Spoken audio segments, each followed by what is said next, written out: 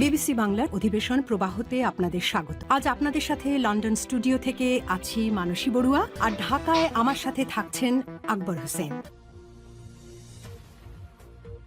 বাংলাদেশের সর্বশেষ গুরুত্বপূর্ণ আপডেট সংবাদে আপনাকে স্বাগত। শুরুতেই সংবাদ শিরোনাম, পরে বিস্তারিত। প্রথমেই জানাবো, ঘরের দরজা ভেঙে স্কুল ছাত্রীকে তুলে নিয়ে সংঘবদ্ধ ধর্ষণ। ফরিদপুরের সদরপুর উপজেলায় গভীর রাতে ঘরের দরজা ভেঙে এক স্কুল ছাত্রী বয়স 15কে তুলে নিয়ে সংঘবদ্ধ ধর্ষণ করেছে প্রতিবেশী কয়েকজন যুবক। আজ গভীর রাতে ওই ছাত্রীকে ফরিদপুর মেডিকেল কলেজ হাসপাতালের ওসিসিসি সেন্টারে ভর্তি করা হয়েছে। ভুক্তভোগী পরিবারের সূত্র থেকে জানা গেছে, উপজেলার ভাসানচরের বাসিন্দা 8ম শ্রেণীতে পড়ুয়া স্কুল ছাত্রীকে গভীর রাতে তার প্রতিবেশী কয়েকজন যুবক মেয়েটির ঘরের দরজা ভেঙে ঘরে ঢুকে তারপর পাশের একটি বাগানে নিয়ে সংঘবদ্ধ ধর্ষণ করার পর ওই কিশোরী অসুস্থ হয়ে পড়লে তাকে তার বাড়ির সামনে ফেলে রেখে পালিয়ে যায় ওই ধর্ষকেরা। এবারে জানাবো, বিএনপির চোখ তুলে ফেলবে, শুধু সময়ের অপেক্ষা, বললেন সার্জিস আলম। 24-এর গণ অভ্যুত্থানে আওয়ামী লীগের রাজনীতির কবর হয়েছে। আগামী 5 বছর পর কাউকে আর আওয়ামী লীগ করতে দেখা যাবে না বলে মন্তব্য করেছেন জাতীয় নাগরিক পার্টি এনসিপির উত্তরাঞ্চলের মুখ্য সমন্বয়ক সার্জিস আলম। তিনি বলেছেন, আওয়ামী লীগ গুরুত্বপূর্ণ রাজনৈতিক দলকে রাজনীতি করতে দেয়নি। যাদের আওয়ামী লীগ ধ্বংস করতে চেয়েছিল তারা কিন্তু দেশে আছে, অথচ আওয়ামী লীগ এখন পলাতক। এদিকে 71কে যারা ভুলে দিতে চায় তারা বাংলাদেশকে বিশ্বাস করে না, বললেন মির্জা ফখরুল।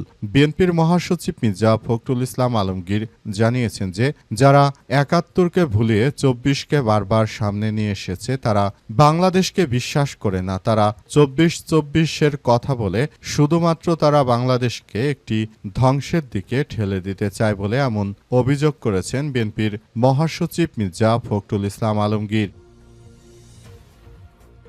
এরপর জানাবো, টেম্পো স্ট্যান্ড চাঁদাবাজি কর্মসংস্থানের সম্মান নষ্ট করে, বললেন জামাতের আমির। বিএনপি সরকার ক্ষমতায় আসার পরই মাত্র 1 বছরে তারা 1 কোটি মানুষের কর্মসংস্থানের কথা বলেছিল, অথচ ক্ষমতায় এসেছে 5 মাস। 5 মাসের মধ্যে তারা কোনো ধরনের কর্মসংস্থান তৈরি করতে পারেনি। তারা টেম্পো স্ট্যান্ডে চাঁদাবাজির কর্মসংস্থান দিয়েছে মানুষকে। এতে সম্মানহানি হচ্ছে বলে জানিয়েছেন বাংলাদেশ জামাত ইসলামের আমির ডাক্তার শফিকুর রহমান। এবং সর্বশেষ জানাবো, এনসিপির উপর হামলা, সাবেক শিবির সভাপতি জাহিদ এবং এনসিপি নেত্রী মনিরা শারমিনের পাল্টাপাল্টি পোস্ট ঘিরে বিতর্ক।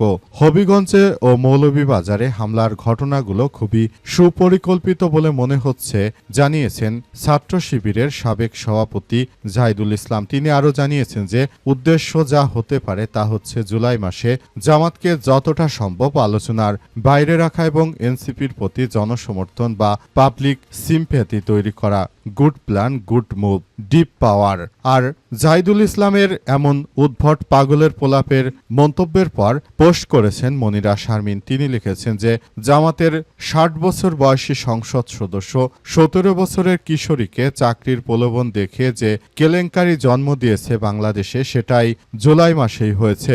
এই ঘটনা শুধু আলোচনাই ছিল না, বরং বিব্রতকর পরিস্থিতির সৃষ্টি হয়েছিল।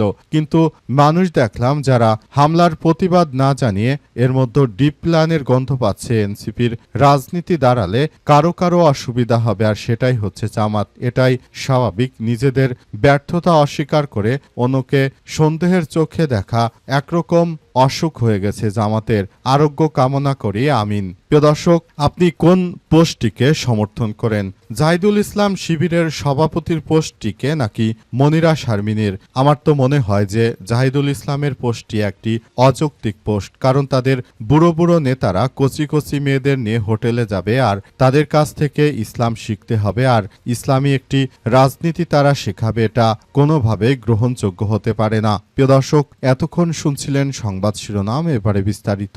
তবে তার আগে বন্ধুরা অনুরোধ থাকবে এই সংবাদটিতে একটি লাইক দিন।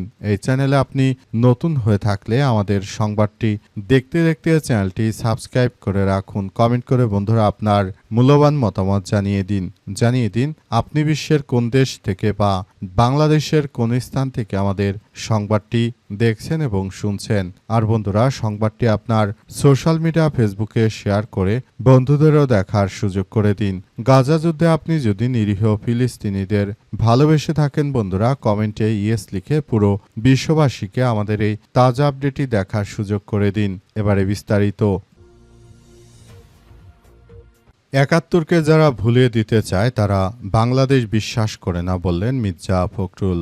বিএনপির মহাসচিব মির্জা ফখরুল ইসলাম আলমগীর দাবি করেছেন যারা ১৯৭১কে ভুলিয়ে দিতে চায় তারা কখনোই নাকি বাংলাদেশকে বিশ্বাস করে না। তিনি আরও জানিয়েছেন যে দেশটাকে সুন্দরভাবে গড়ে তোলা এই মুহূর্তে আমাদের সবার জন্য অত্যন্ত গুরুত্বপূর্ণ একটি বিষয় হিসেবে দাঁড়িয়েছে। আমরা দেশটাকে সুন্দর ও সমৃদ্ধির একটি আধুনিক রাষ্ট্র কাঠামোর দিকে এগিয়ে নিয়ে যেতে চায়, কিন্তু তারা ২৪-এর কথা বলে ১৯৭১কে ভুলিয়ে দেওয়ার অপচেষ্টা করছে। এই ধরনের ঘটনাগুলো আমাদের সবার জন্য এক ভয়াবহ বিপর্যয়কর পরিস্থিতির সৃষ্টি করে। সুতরাং আমরা এগুলো কোনোভাবেই আসলে গ্রহণযোগ্য বলে মনে করি না বলে জানান বিএনপির মহাসচিব মির্জা ফখরুল ইসলাম আলমগীর। তিনি আরও জানিয়েছেন দেশটাকে সুন্দরভাবে গড়ে তোলার মধ্য দিয়ে মূলত সবাইকে আরও বেশি সজাগ ও সতর্ক থাকতে হবে। রাষ্ট্র কাঠামোর প্রতিটি ক্ষেত্রে আমরা বিষয়গুলো নিয়ে খুবই গুরুত্ব সহকারে কার্যক্রম চালিয়ে যাব। আমরা মনে করি এই ধরনের ঘটনাগুলো আমাদের সবার জন্য খুবই ভয়াবহ এক বিপর্যয়কর পরিস্থিতির সৃষ্টি করতে পারে। আমরা মনে করি যে এই ধরনের ঘটনাগুলো যেন আর ভবিষ্যতের দিকে এগিয়ে যেতে না পারে, সেজন্য আমাদের আরও কার্যক্রম আসলে চালিয়ে যেতে হবে। বিষয়গুলো আমাদের জন্য অত্যন্ত গুরুত্বপূর্ণ একটি বিষয় হিসেবে আমরা মনে করি। এই ধরনের ঘটনাগুলো আমাদেরকে আরও বেশি অবাক করে দিচ্ছে। তারা শুধুমাত্র জুলাই গণ অভ্যুত্থানের কথা বলে এবং তারা এই ধরনের কার্যক্রম চালিয়ে যেটা তারা করতে চাইছে সেটা আসলে কোনোভাবেই গ্রহণযোগ্য হতে পারে না। সবকিছুর জন্য আমাদেরকে আরও বেশি সজাগ থাকতে হবে এবং আমরা এগুলো নিয়ে আসলে ভবিষ্যতে সুন্দর ও সমৃদ্ধির একটি রাষ্ট্র কাঠামো গড়ে তুলতে চাই। এই বিষয়গুলো আমাদের সবাইকে আরও বেশি কার্যক্রম চালিয়ে যেতে হবে বলে উল্লেখ করা হয়েছে।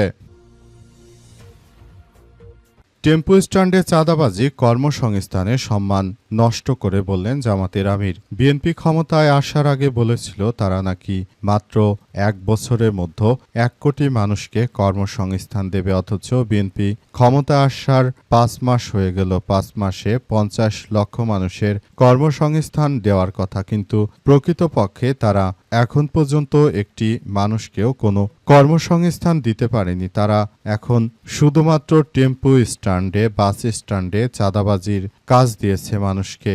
এই ধরনের কাজ মানুষের আত্মসম্মান বোধে বাধে। জামাতের আমির ডাক্তার শফিকুর রহমান জানিয়েছেন যে বিএনপি যে বরাবরের মতোই মিথ্যা কথা বলে সেটি দেশের জনগণ তখন উপলব্ধি করতে না পারলেও এখন উপলব্ধি করতে পারছে। দেশের মানুষ বুঝে গেছে যে বিএনপি আসলে কি পারে। আসলে বিএনপি তারা যে মিথ্যাচারিতায় সর্বশ্রেষ্ঠ পর্যায়ে রয়েছে সেটি আর বলার অপেক্ষা রাখে না। বাংলাদেশ জামাত ইসলামের আমির ডাক্তার শফিকুর রহমান আরও জানিয়েছেন যে দেশটাকে সুন্দরভাবে গড়ে তোলার মধ্য দিয়ে সবাইকে এগিয়ে যেতে হবে, কিন্তু আমরা বিষয়গুলো নিয়ে খুবই গুরুত্ব সহকারে কার্যক্রম চালিয়ে যাচ্ছি। আমরা বিষয়গুলোকে মনে করি যে বিএনপি আসলে যে ধরনের কার্যক্রম এবং মিথ্যাচারিতা শুরু করেছে দেশের মানুষ এবার হাড়ে হাড়ে টের পাচ্ছে। দেশের প্রতিটি পরিবারকে ফ্যামিলি কার্ড দেয়া হবে। কই, বিএনপি তো ক্ষমতায় এসেছে, কোত্থেকে তারা ফ্যামিলি কার্ড দিল? একটি ফ্যামিলি কার্ডও আমরা কোনো গ্রামে দিতে দেখলাম না। যে কয়টি ফ্যামিলি কার্ড দেয়া হয়েছে শুধুমাত্র বিএনপির নেতাকর্মীদের নামেই দেয়া হয়েছে। তার থেকে বোঝা যায় তারা কখনোই দেশের জনগণের ভালো চায় না। বিএনপির চোখ তুলে ফেলবে, শুধু সময়ের অপেক্ষা বললেন সার্জিস আলম। বর্তমান বিএনপি যে ধরনের সন্ত্রাসী ও নৈরাজ্যকর কার্যক্রম শুরু করেছে। এর জন্য এই বিএনপি একদিন বিএনপির নেতাকর্মীদের চোখ উপড়ে ফেলবে বলে জানিয়েছেন শারজিস আলম। তিনি আরও জানিয়েছেন যে বিএনপির এই ধরনের সন্ত্রাসী কার্যক্রম আমরা কোনোভাবেই আসলে মেনে নিতে পারি না। দেশটাকে আমরা সুন্দরভাবে গড়ে তুলব সেই প্রত্যাশা আমাদের, কিন্তু আসলে বিএনপি যে ধরনের কার্যক্রম শুরু করেছে তারা দেশটাকে একটি ভয়াবহ বিপর্যয়কর পরিস্থিতির সৃষ্টি করেছে। এর থেকে আমাদেরকে বেরিয়ে আসতে হবে, কিন্তু তারা যদি এই ধরনের ঘটনাগুলোকে অব্যাহত রাখতে চায় তাহলে ভবিষ্যতে আরও এক ভয়াবহ বিপর্যয়কর পরিস্থিতি সৃষ্টি হবে। এই বিএনপি একদিন ভবিষ্যতে বিএনপির নেতাকর্মীদের চোখ তুলে নেবে। আজ তারেক রহমান যে কাজটি আমাদের সঙ্গে করলো এর জন্য তাকে অবশ্যই বড় ধরনের দায় নিতে হবে বলে জানিয়েছেন শারজিস। তিনি সবাইকে উদ্দেশ্য করে বলেছেন যে এদিন তো দিন নয়, আরও দিন আছে, এই দিন নিয়ে যাবে সেই দিনের কাছে। আমরা এখন হয়তো দলগতভাবে ছোট আছি, ভবিষ্যতের রাজনীতির জন্য আমরা এগিয়ে যাচ্ছি ইনশাল্লাহ। দরজা ভেঙে স্কুল ছাত্রীকে তুলে নিয়ে সংঘবদ্ধ ধর্ষণের অভিযোগ। ফরিদপুরের সদরপুর উপজেলায় গভীর রাতে ঘরের দরজা ভেঙে স্কুল ছাত্রী 15কে তুলে নিয়ে সংঘবদ্ধ ধর্ষণের অভিযোগ উঠেছে প্রতিবেশী কয়েকজন যুবকের বিরুদ্ধে। আজ ওই ছাত্রীকে ফরিদপুর মেডিকেল কলেজ হাসপাতালের ওসিসি সেন্টারে ভর্তি করা হয়েছে। ভুক্তভোগী পরিবারের সূত্র উপজেলার ফরিদপুরের ভাষাঞ্চরের বাসিন্দা অষ্টম শ্রেণী পড়ুয়া স্কুল ছাত্রী বয়স 15। গভীর রাতে প্রতিবেশী কয়েকজন যুবক মেয়েটির মা বাড়িতে না থাকার সুযোগে ঘরের দরজা ভেঙে ঘরে প্রবেশ করে তারপর তাকে তুলে নিয়ে যায় পার্শ্ববর্তী একটি নির্জন জায়গায়। সেখানে নিয়ে তাকে সংঘবদ্ধ ধর্ষণ করা হয়। পরে অসুস্থ অবস্থায় স্কুল ছাত্রীকে পাশের বাড়িতে ফেলে রেখে পালিয়ে যায় তারা। স্থানীয়রা রাতে তাকে দ্রুত উদ্ধার করে ফরিদপুর সদর উপজেলা স্বাস্থ্য কমপ্লেক্সে নিয়ে তাকে ভর্তি করা হয়। পরে শুক্রবার দুপুরে উন্নত চিকিৎসার জন্য ফরিদপুর মেডিকেল কলেজ হাসপাতালের ওসিসি সেন্টারে ভর্তি করা হয়েছে।